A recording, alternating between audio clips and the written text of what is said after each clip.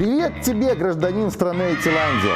Меня зовут Александр, и я буду помогать тебе изучать язык Python. Ну что ж, давай начнем. Изначально язык программирования Python создал голландский математик Гвидо ван Россум. Возможно, услышав название, ты сразу подумал о змее, но Python назван в честь английского скетч-шоу Монти Пайтон. Но это не помешало сделать значком Python две змеиные головы. Для того, чтобы скачать и установить Python, сделаем следующее.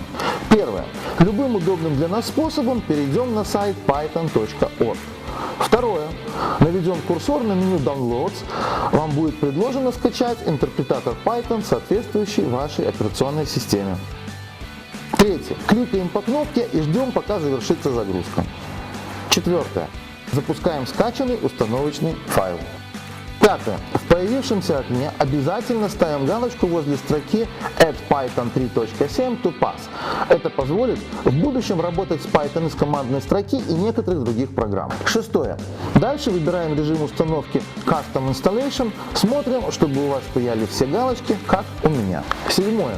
На странице Advanced Option проверяем три галочки, как на скриншоте. Две последние по желанию. А вот в поле Customize Install Location указываем следующий адрес. Ну а теперь попробуй сам.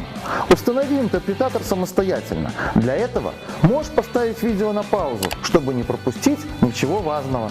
И не стесняйся перематывать видео, если что-то подзабыл. Ну а теперь давай запустим интерпретатор и разберемся, из чего он состоит. Проще всего его найти в поиске Windows.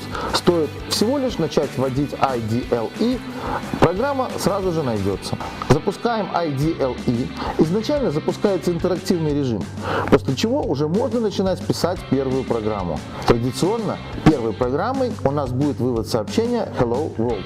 Чтобы написать Hello World на Python достаточно всего одной строки. Вводим этот код в IDLE и нажимаем Enter.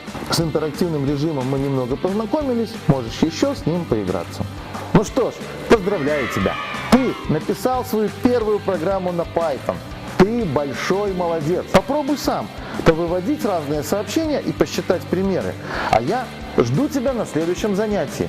Там мы познакомимся с переменными и научим нашу программу здороваться с нами. Удачи и до скорой встречи!